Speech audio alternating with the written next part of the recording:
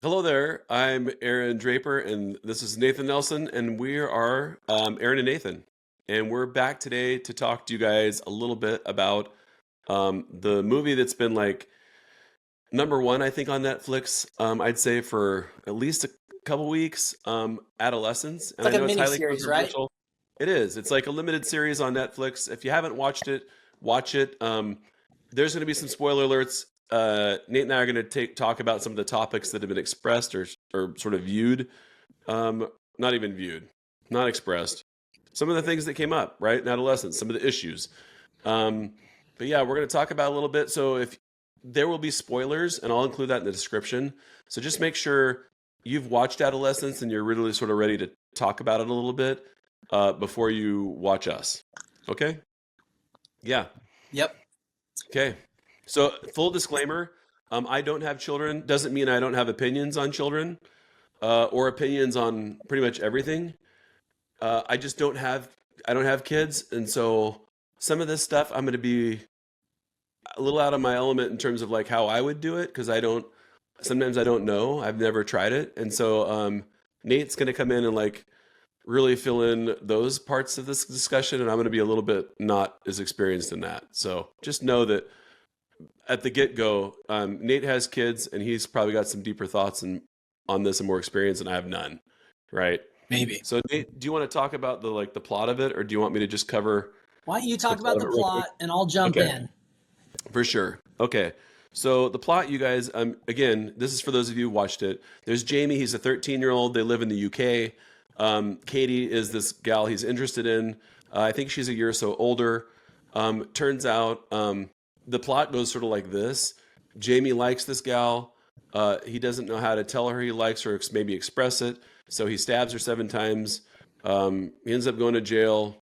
He ends up actually at the very end saying he's going to plead guilty. And we know he's guilty. We don't know early on, but we do know he's guilty. He's guilty because CCTV recorded him stabbing Katie 7 times, even though he lied and said he didn't. Right. So that's pretty much the whole show in a nutshell. Right. It all starts. I mean, it's not sort of much of a who done it, right? One of those mysteries, psychological mysteries where we don't know who did it. We know who did it early on from the cameras, telling us that that's Jamie and he's stabbing Katie. I think this is more of a why done it. And I think people who've watched the film or watched the show, some maybe get hung up on wow, the pacing was off or this was bad or they didn't develop this storyline much. Where to me it was literally I was left with a ton of questions. Yep. Like I was left with why would he do this, dude? You know, Nate? Yeah. And I don't know if you before we get into that, I don't know if you want to talk about what made this series so unique from a I mean, technical standpoint. oh, you mean the where they shot it like one take, Yeah. like that kind of stuff? Yeah. Yeah, no, that was fascinating. I mean, the cinematography and technical stuff.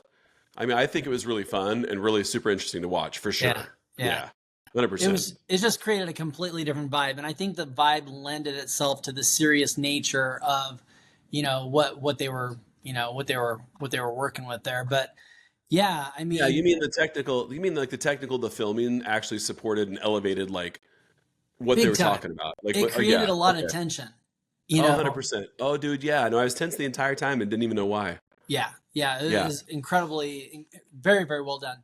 But yeah, I mean, yeah, that is it in a nutshell. And you're right. It isn't so much about, who did it as much as it is like what would cause a kid to brutally kill a classmate, you know? Yeah. I mean, have you encountered anything like that though? Like with your kid, I mean, with your kids, like not like in terms of have they killed anybody? Like, right. I Yeah. mean, like not like So that, but I mean, like, what do you, have you had bullying instances with your kids sure, or absolutely. what do you do about that? And like, how do you even know they're being Well, bullied? I that's mean, the did they thing. I tell mean, you?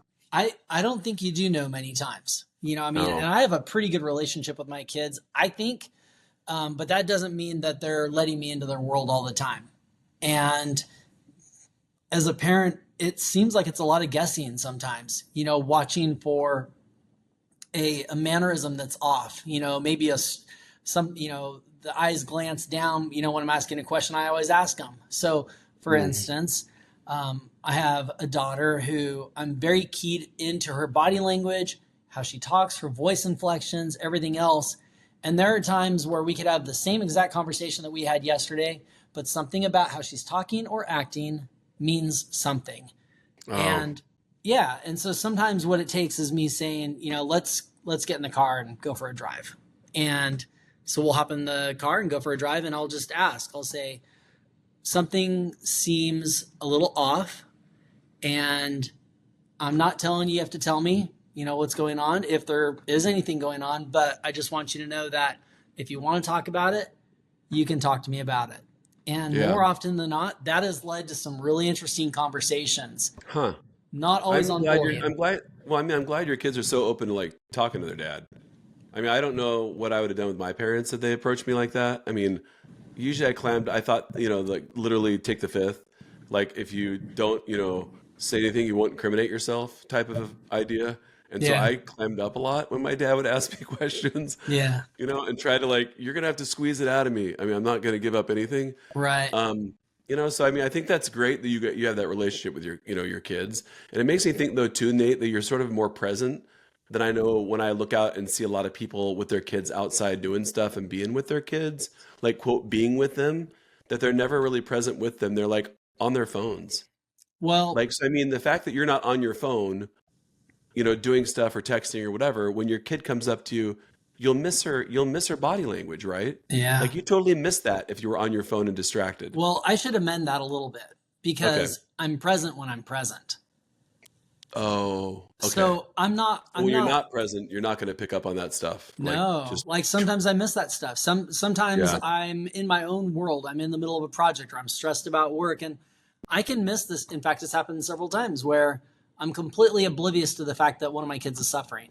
This happens, yeah, no, yeah. I mean, and we like to think it wouldn't, but yeah, I mean it's a bummer to think that you can miss really really important signs, but you're right. When I am talking to my kids, I really do try to be present. I try to let them know that they're my audience and that there's nothing else that I'm interested in right now except for whatever it is that they want to talk about or express, whatever. yeah, Um, no, that's super awesome. So, I mean, in this, I think it's interesting to this show, um, because this kid, like, again, the whole like, why did he do it? Like, where do you learn to stab somebody 7 times when they don't like you? I know he was bullying. I know she was bullying him, right? I yeah. mean, in the show, like she texts him emojis, or I think like she put emojis in comments on his social media when he put some stuff up there, and I mean, there are emojis that sort of represent like I think the one was 100, like 100% or something that represents the 80-20. 80% of men are attracted to 80% of um, women are attracted to 20% of 100% of men, men. I Yeah. guess, something like Yeah. that. And Yeah. then there's like the exploding red pill, all like sort of like the manosphere type stuff, which I've never even heard the term the manosphere before Me either. I saw this. I didn't know there was a manosphere. Yeah. I was not invited. I'm not sure. Are you in the manosphere, dude? Because I Yeah. didn't know like Yeah. what, There's a I card. didn't You even get a honestly know what that was. yeah. Um, but I mean, yeah, I mean, that behavior, I don't remember ever thinking when I was a kid or when I was 13 that, hey, this, kid punked me at school and I'm going to go stab him 7 times. I mean, I don't, uh, And the thing like is, what? it's really easy to, and I'm not saying it's wrong, but it's really easy to immediately go straight to social media, right? No, I know. And I mean, I think there are lots of elements to blame. And I mean, like sort of like the show said, it takes a village to raise a kid and a Yeah. village can destroy a kid, Yeah. right? So Yeah. it's not just one thing. It's literally like, I think there are lots of things that, the school, his friend group, peer pressure, and then social media too. And then, but there's other things too. I think a lot of it combined, but I think also all those combinations are happening today in every school everywhere, Oh, dude, right? there I was mean, so it's nothing not like like, this when we were kids. Nothing no, I like don't think so this. either. And I hate to pull the whole when we were young, Right. but you know what? I mean, as Gen Xers who Nate and I have been born on either side of, before internet and technology and this faster way of life with smartphones and stuff, we've seen what life was like before this tech, and we're living and seeing what life is like with this tech. So, Yeah. the generations above us too, they're a little older. They came to tech a little late, but Nate and I, we use tech every day and rely on it and appreciate it. But I mean, we've seen both sides, and we can see, like, I think the pros and cons of what, how we grew up and how people are growing up now. And not everything's positive. Not all change in technology is always positive. Definite, like, there are definite drawbacks, right? I mean, but I mean, the thing too, Nate, is this gal, Katie, and Jamie, those two, you have daughters and you've got a son. So I mean, to me, this doesn't just break down into like this boy is, messed up, but I feel like it also breaks down into, okay, then what do people with daughters tell their daughters and tell their kids? Because I mean, I think it's two different sort of components we've got going here, right? We've got to address and think about, like, why would a little boy, a little teenage boy, middle school boy, kill a girl his own age, right? But then, so what do we do for our boys? But then also, what do we do for our daughters? The Yeah. little girls, what do we tell them? I Yeah. mean, It's it's tricky, because that actually brings up a couple of things. So I think it brings in, gender roles, gender divides, the way we treat boys versus the way we treat girls. Sometimes, that's one of the things, especially again as Gen Xers, like that was a very, very pronounced thing. This is what boys do. This is what girls do. This is like, I think one of the really popular or cliche examples is if a girl dresses provocatively, then it's not totally on the guy. If he does oh, something, it's her fault for compromising his judgment yeah, or yeah, making it so that he couldn't control his primal urges or whatever yeah, the argument is. Yeah. yeah. And so I think that there are different expectations, or at least for sure historically have been. But I Well, we think can say that we can say too that was wrong, right? I mean, oh yeah, that's not like oh yeah. Let's you be should be clear able to about walk that. around with no clothes and not worry about what people Yeah, think. I mean, you need to, no, like, yeah, everybody's no, got their choice of how they're going to do things, yeah. and that's straight up dude's choice to just what? Like, that's 100% on them So for being idiots. this is different. So the way that I was raised in my house, so I had 8 younger brothers and sisters. I had 4 brothers and 4 sisters. And I know that the way that my parents raised me and my siblings was to dress more modestly than probably what I ask my own children to do. More modestly than I ask my daughters to dress. So, for instance, um, you know, girls never showed their belly buttons or their navels or Oh, their whatever, neighbors, right? yeah, Remember that? But yeah. like I don't care about that with my girls. Not because I don't care about them, but because I also don't want them to grow up thinking that there's anything wrong with their bodies. Like I don't Oh, you want mean that them. their belly button's wrong? That's Yeah. like, Yeah, I mean, like, unholy, the why would you show unholy. your belly button off to the world? Yeah. Why? I mean, It's okay if I do it's it, a but random thing to, like, want to need to cover your belly button. It's yeah, like, isn't what? that funny? Yeah, and Yeah. so again, it's tricky. It's tricky sometimes knowing exactly how to raise your kids. This is the freaking conundrum of the ages, but like I really try to. There's a tug of war between letting your girls dress the way they want to dress, or act the way they want to act, or be friends with the people that they want to be friends with, and also protecting them. And you know, I don't know. I'm not exactly sure where I'm going with that, except to say that it is a challenge, but I'm not sure that it's always a challenge based on the gender of my kid, because I see bullying happening with girls. I see bullying happening with boys. I see like my son tends to be very sensitive. He's a very sensitive boy, and so I try not to, you know, say things like you need to toughen up. You need to be, you need to be stronger or whatever, and because he's a different kid. And so I try to drop that stuff and just treat them according to their personalities. I don't Hmm. know.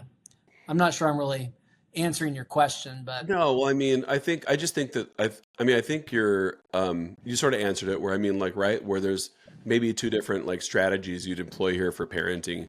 One for daughters that you would, tell them, hey, watch out for these boys with knives, or don't, I don't know. I mean, I'd hate to tell somebody like, hey, don't antagonize this dude. I mean, not that I want my kids, being rude to somebody and bullying them with emojis online or whatever. Not like I'd want them doing that, but I mean, I wouldn't want to have to tell them, hey, you know be nice to kids or you're going to get stabbed. right, Right, be nice to little boys because they're going to stab you right. to death, if you tick them off, or if you're rude. Like, I mean, what's unfortunate is little boys don't have to worry about being stabbed, right? I mean, they don't have to worry about that because it's not the little girls that are doing the stabbing. It's the boys that are. And I don't understand like where this breakdown happened, where we're gonna start being like more violent. Like that to me like is crazy because I mean I don't remember this kind of amount of violence to solve problems and to do things as a common denominator. Like every time I turned on the news or read something in the newspaper, I mean, it's to the point now where it's like after you watch a bunch of like war movies, the first time when you see a bunch of guts, it's a little gross and it makes you think, oh my gosh, that was so disgusting. And then if you watch a bunch, you're like, dude, I've seen all these dudes get shot up all the time. Like it doesn't even affect me. I really think that like in the US, we've become a little desensitized to like just violence in general, and especially like school violence, like kids getting shot in schools or kids getting shot anywhere. Like I don't know why that's a thing where we have to worry about our kids getting shot or our kids getting stabbed. Like I never thought that that would be something I'd have to worry about. Sure. Yeah, And sure. I mean, it's not, but it's not too, Nate. Like, I mean, just to throw this out there, like, it's too, it's not like just guns, right? I don't want this to be like a gun argument. This It's is just a not. violence argument, right? They're Right, stabbing in the UK because they don't have guns, so they're stabbing over there, right? They're using whatever method they can to commit violence, right. and I think it's the violence that I worried about. Like, why? What is up with that? So so I'm stuck on something you said earlier because I didn't read the same thing you read, or I missed the whole point to adolescence, which is entirely possible because sometimes I miss details. But so you read studies that says that stabbing violence Oh, among children is up in the UK. Is that what you said? so so in the UK, stabbings are up Okay. specifically.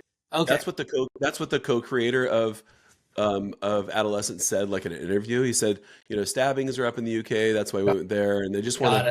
it. He wrote this and wanted to get this out there because um, he felt like boys in particular were having a real hard time, and he's seeing some changes in how boys act, and Okay. it's not for the better. Okay. So that's what it's sort of about. I get it. And so yeah, I mean, so it just yeah, I mean, I don't even know though what Nate was showing it in schools would do, because I mean, to me, doesn't this feel like,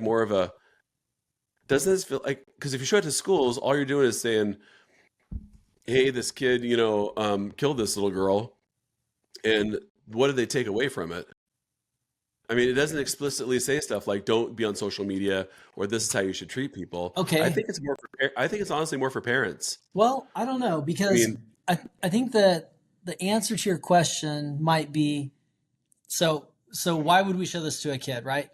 The answer that I'm coming up with is how did I feel after episode 4? yeah, And but Nate, how'd you feel as a parent, or how'd you feel as a kid?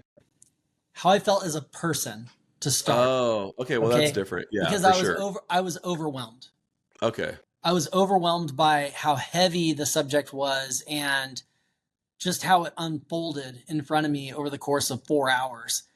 For Yeah. sure, for sure, as a parent, it was alarming. And for sure, I thought about social media and access to, different platforms that my kids may or may not have. And when do you when do you let them, get on social media and all? I did think about that, and I did definitely think about my own childhood, and I thought about the way I was bullied.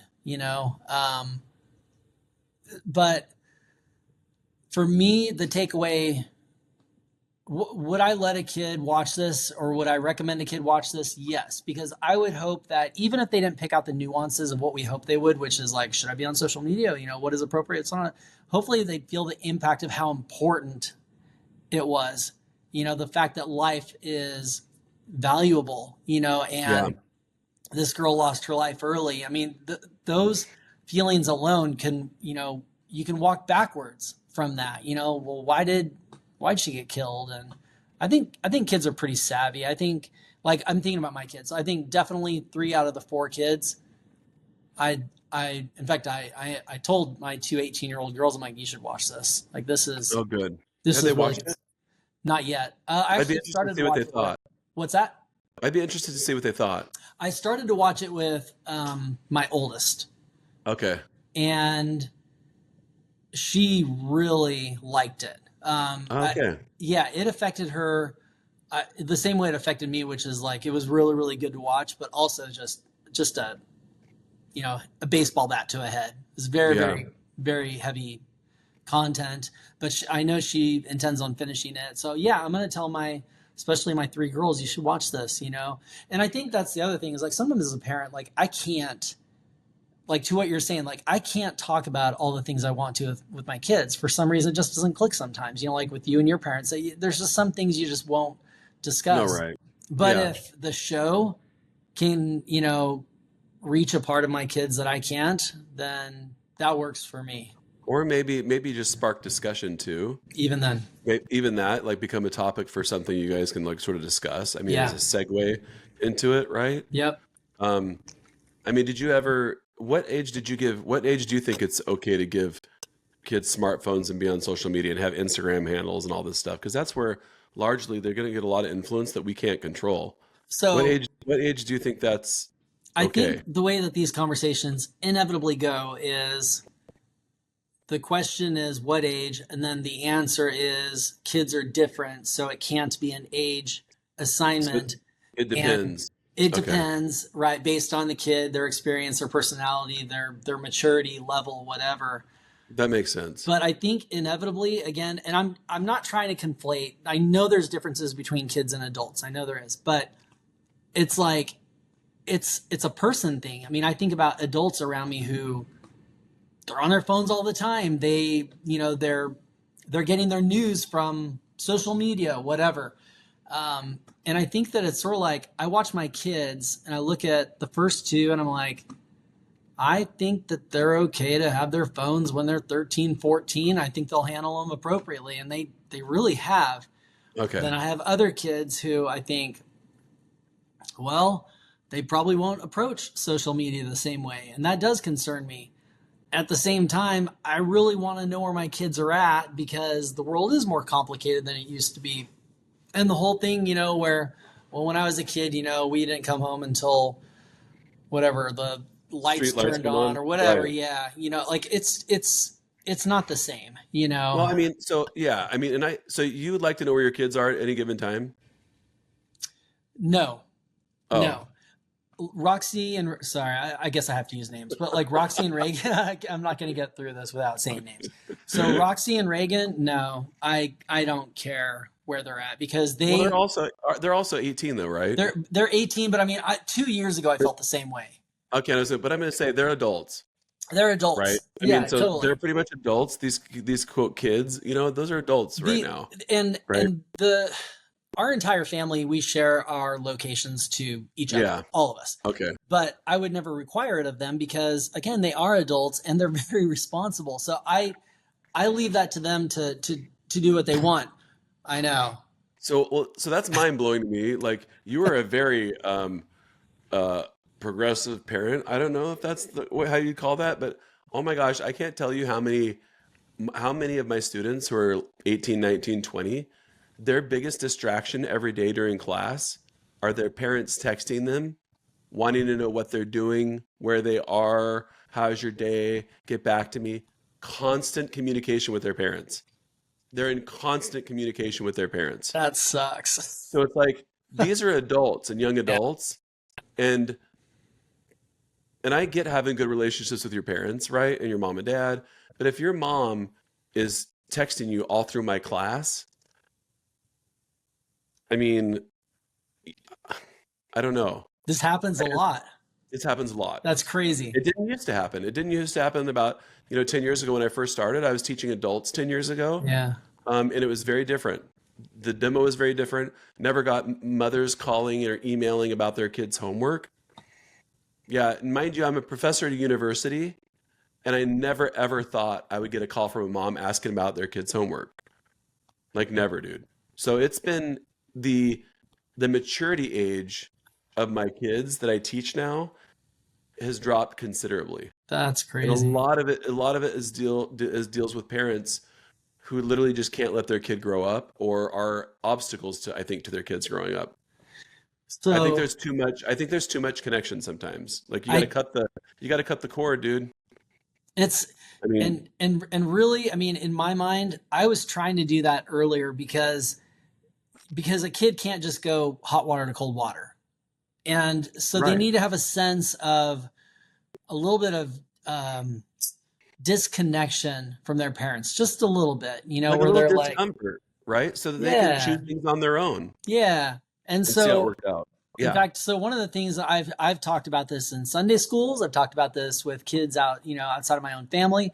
I think one of the things that's interesting, and maybe you can relate to this, but in fact, this is a perfect example. So I'm talking to you. This is the way we've always talked.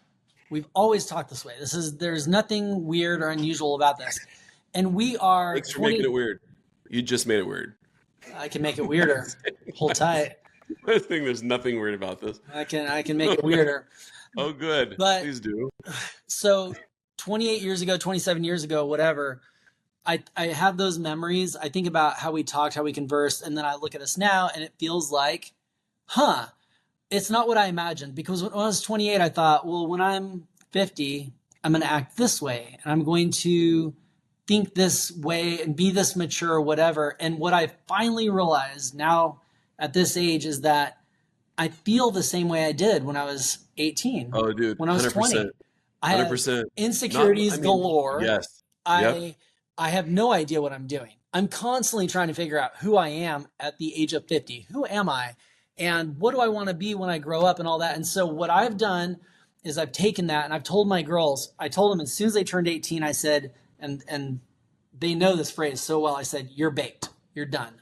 Oh, This 100%. is you. Like you are Yep. who you are, and do not expect for some great enlightening in 3 years or 4 years that this is what it means to be Monumental changes that you're going to yeah, just yeah. Because I have a waited glow for up and this turn into somebody myself my else. whole life. I'm like, I Yeah. waited for the thing to happen, and I just now realized I'm like, oh, I'm gonna die at the age of 85 feeling like I did when I was 20. Like, Yeah, I know. So, and Nate, what's crazy is I don't think this is like a condemnation on you or us because I feel the same way yeah, about like being immature and not learning and like, oh, people will maybe say, in the comments, oh, well, I grew a lot when I'm not the same person at all when I was 18. sure.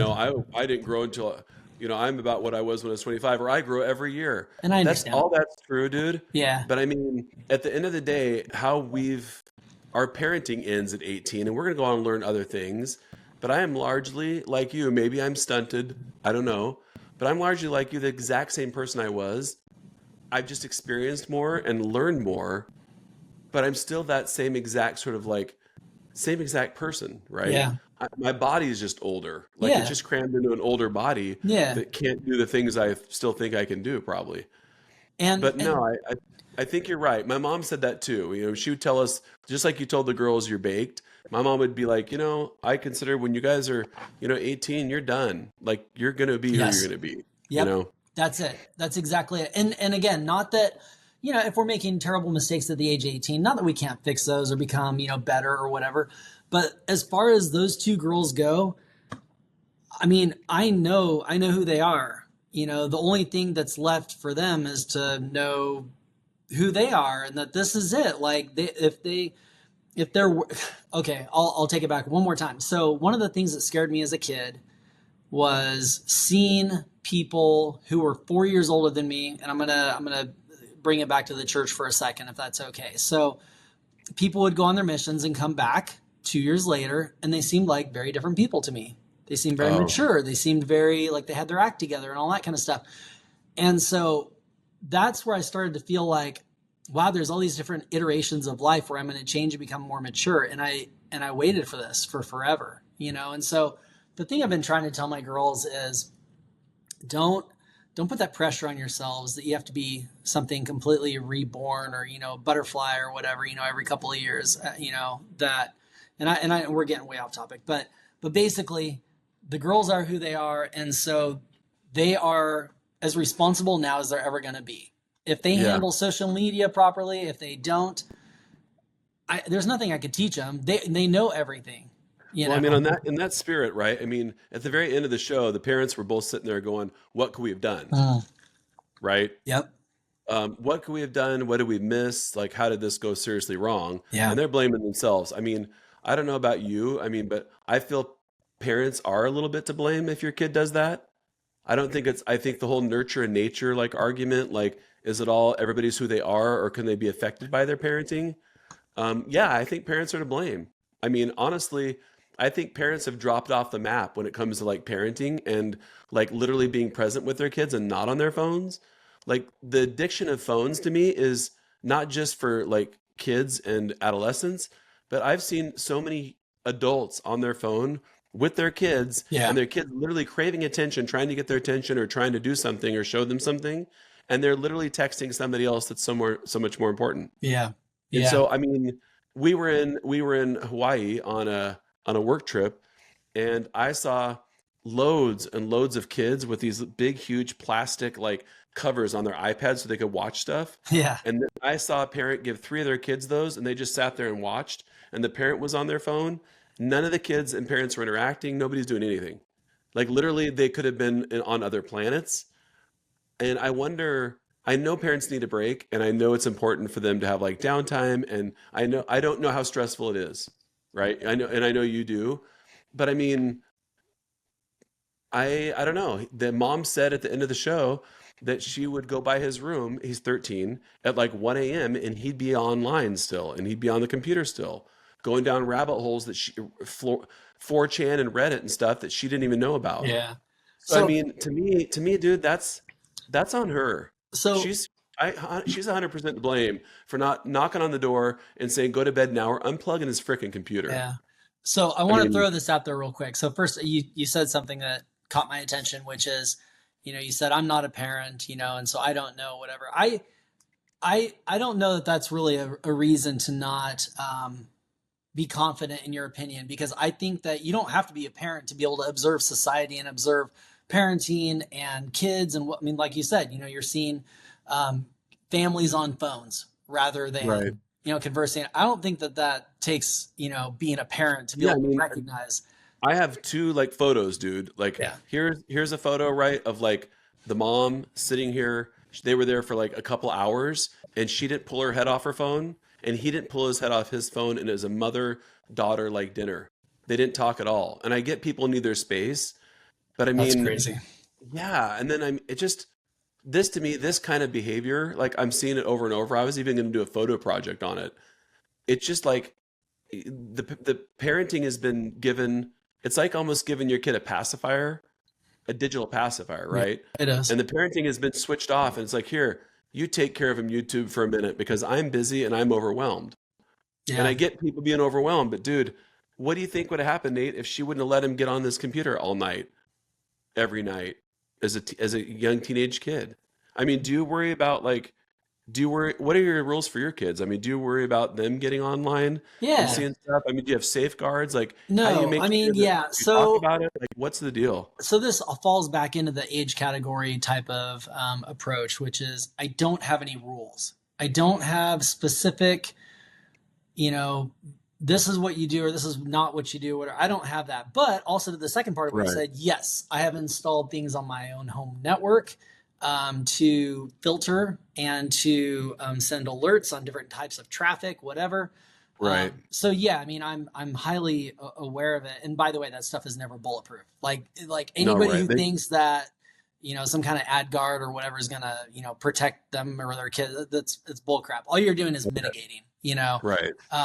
So what I've tried to do is, and this might be completely naive, but what I've tried to do is just be as open as I can about content and subject matter, because I know that I'm just not going to be able to watch them all the time. Like, I just can't. Like, when we were kids, our parents, I think, had a better handle on how we were doing, because there just wasn't a whole lot of places to slink off to. They knew our friends. The parents knew the other parents. And, there just wasn't a whole lot of isolated single kids in a single room, in a game or, on. No, right.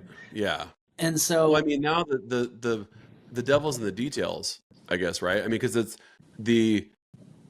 you don't need to slink off anywhere. It's literally in your pocket where you slink off to. I mean, it's a small little device that you can be, chatting with somebody in, Brazil, and you'd be like, you and I growing up, we wouldn't be chatting with someone in Brazil because we'd have to go to Brazil. Right. But we have these days where they could be in any corner of the world. They could be on the dark web. They could be like, dude, honestly, these little devices give them the power to go down any rabbit hole and see any video, do anything and communicate with anybody. And that's, I think, the danger of these little portals is it's like, we would never send our kid to, a country, that was, had war and stuff and was known to be, a huge sex trafficker when you and I were kids, that we'd never be sent there. Right. Yet these phones are literally gateways to all that crap. It's like, it gives them access to it, where you and I never had the access. We'd have to actually go to a country that's sex traffic and get stolen on the street from over there, right? Sure. Or like to hear about some of those things. Now it's like, dude, they can call you or email you or text you or DM you from the shadiest corners of the world, and they can reach out and touch you and talk to you. Yeah. Through your Instagram account, through whatever. Yeah. And that's what I think is scary to me. It's not just a window out, but it's also a window back into you. For sure. I mean, so Jackson, my youngest son, I have one son, whatever. Anyway, your youngest and your son. My youngest, yeah. Anyway, so he plays video games all the time. And one of the complaints that he had when he first started playing some of these games, and I don't remember what the platform is, Nintendo or something. I can't remember. It might have been Switch. I don't know. Anyway, he wanted the chat feature turned on. Oh, because he wants to talk trash.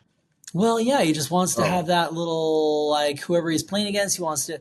But the thing is, it's awful. A lot of what he's hoping to have access to. And so I said, well, we're not doing that. We're not doing the chat feature. Yeah, I've heard dudes, like people talk on video games before, and it's like, wow, that is like the most, boy. Yeah, they're saying like the damn word. Oh, yeah, that's they're not just saying that. Oh. Yeah, it's like, dude, some of that stuff is like really, I've never heard words like those. And like, slurs like that. Oh my gosh. Yeah, I don't need some like 45-year-old dude posing as an 8-year-old boy chatting with my kid. Like, I don't need that in my life. Next thing is, I was going to ask him what his handle was, and he and I could play. Yeah. It's challenging, but I think that, I don't know. Again, my approach is going to bite me, one of these days. I'm going to write a book on how I had it all wrong or whatever, but I don't think there is. I don't think there is a right. Right and wrong. In this sense where, I think if you're trying to be present and you're, I think that's it. I think you have to just try your hardest. I think that's it. You literally have to do the best you can, right? I think that's the difference. Is it's not so much about if you're parenting right or wrong as much as it is, are you parenting? Like, are you there even parenting? Like, do you care about what's going on in your kid's life, right. And because it doesn't take a good parent to be present, right? You don't have to have all this knowledge and skill and all these, all this sage advice and it's parental strategies to just be present. Just be there. It's not, honest to goodness, is not that hard to be a parent if you just kind of care about your job. If you care about your kid, then It's not that hard. Go ahead. No, I mean 100%, right? I mean I I'm hope that that's the case, Nate. I'm oversimplifying, but you get the message. Well, I mean, yeah, I mean, because if you do care about your kid, I hope every parent cares about their, gosh, cares about their I kid. think they do. I By the think, way, yeah, you know, that's a yeah, dangerous blanket statement. Yeah, right. right. Yeah, I mean, I think they all care about them. I just think, I don't know. Again, I mean, I can't like really weigh in on a lot just because I'm not going to judge parents for the situations they're in I and think you should weigh in. lives they've had. Dude, I'll judge you as a parent. Do it.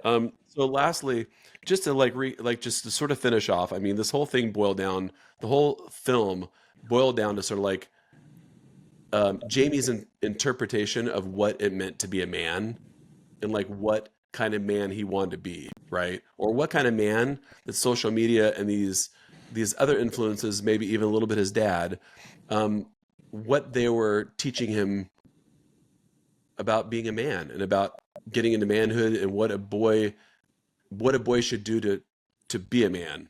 And a lot of it was him asserting his dominance and being violent and So, yeah. So do you think do you have a definition today of what you feel like it means to be like a man or what you would hope so that I think Jackson thought of what it would be to be a man? we hear this conversation come up, all the time now, right? In different circles. So podcasts, books, television shows, whatever. We hear this all the time. And one of the things that is very easy for it to go to is Andrew Tate.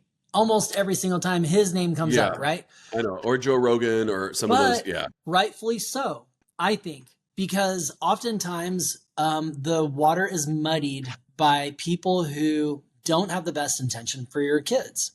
They're not worried about they're not worried about how your kids are going to grow up because there's no consequence for them, I think. No, But they're just monetizing it. yeah, That's they're it. making a killing. Yeah. So anyway, so there's this thing where, again, let's use Jackson again. Like, what kind of a man do I want Jackson to be? Not like that. I don't want him to be like that, and I'm not trying to, point out the negatives as an answer, but I want him to be sensitive. I want him to be in tune with other people's feelings, in tune with his own feelings. I think I You mean have literally am empathy? looking. What's that? You mean have empathy? No, Like no, no, no, be not that. oh, okay, well, I thought you were going down a dark place, suggesting he should have empathy. Yeah. All right, he can have empathy. Okay, thank So goodness. Okay, yeah, good. yeah, yeah. No, Right. I want him to be. I want him to be I want all my kids to be sensitive. I want all. Again, man. This is what I want for all my kids. I want them all to be sensitive. I want them all to be smart and powerful and kind. Like, I want all the good natures and attributes that people want for their kids in my kids. I don't want them to toughen up. I want them to be strong. I don't want them to, walk around with a chip on their shoulder. I just want them to be, I want them Confident. to, yeah, I want them to be Right. confident. But confidence isn't derived from, a negative view on another class of person or gender or what. That's not where strength comes from. And so I don't, that's not what I want. That's not what I want. I want my kids to grow up being strong, loved, and with the ability to pass that on down to their own kids when the time comes. That's what I want. Yeah, I mean I think that's yeah. That's to me sounds fantastic. Like I think if every little boy could hear that and could hear, this is sort of I mean, all that's expected of me when to be a man, to be a good man. Um, I think that might be like I think that might be a benchmark that if more kids saw that and hit that, it might lead to like less, less violent behavior and less them thinking they need to dominate or be the alpha. I don't even know what they think. I I think honestly that's don't know. exactly it. Yeah. But I think that's like great advice. And I mean, yeah, It's yeah, interesting. Like, I do. Jackson will talk to me sometimes, and the questions he asks or the things that he says tells me this subject is happening in his little circles. Even at this Oh, age, like these are things that come up, and he's constantly asking me, he's like, "Dad, am I smart? Dad, Dad, is what I did cool? Like those are actual questions word for word that he gives to me. Are you worried that he's going to equate cool and smart with likes and comments Mm. and views? No, because I think it's Because going to that's happen. I think it's okay. going to Because happen, in but adolescence, I'm saying everybody yeah, starts equating like, am I cool? Because we've all turned ourselves, well, not all of us, but I mean, the world has sort of changed a little bit where people are the product these days. And instead of like falling out of favor of like, let's say I don't like Toyotas anymore, I don't like that brand. Toyota doesn't really care, right? They don't, their feelings aren't hurt because they're a right, company. But right. if you're the brand and you're a person and nobody's liking your content and nobody's liking your branding or your personal brand, that's Yeah, basically just you yeah, and your life and your thoughts and your image. You're not getting, it's like those are the likes and comments I'm sort of talking about, where if you're cool, you're getting those likes and comments because your brand is cool and people think you're cool. Like it's cool went from being the cool kid at high school or whatever in person to being cool and an influencer sort of online. And I sort of worry that too many kids, and especially in my like in my circle, like at the university, I worry that too many kids base their self-worth on their brands, their social media brands, basically their online identities that they've been developing for years since middle school. And I feel like that's why there's a lot of depression. That's why there's a lot of anxiety, suicide rates. I mean, all those things I think are very heavily linked to people basing like their self-worth on their social media account or their social media, personality or other self. I don't know. But yeah, I don't know, dude. I mean, yeah, but I mean, that's another topic for another day, right? I mean, we can go into social media another time. yeah, I mean, I think we did a pretty good job. Our first episode, right? I mean, yeah. adolescence is a pretty heavy topic to talk about. I think we covered a lot of stuff. Anything else you want to add? I mean, do we want to add? I mean, I'm it's like I mean, this conversation can go in 1,000 different directions. Um, it's a weird time to live. There's a lot of technology. And technology is exploding. The internet was a big thing, and now AI is a big thing, and it just keeps changing and evolving and becoming more for us to grapple with. But I think overall, if we don't have to know everything that our kids are doing, and I think the quicker we come to that realization, the better things will be. I think what we need to do is have a temperature and a heartbeat on how is our relationship with our kids. 100%. Yeah. Yeah, Yeah. because Agreed. otherwise, Agreed. yeah, that's how I feel about it. Right on. Okay. Yeah, man. We're out.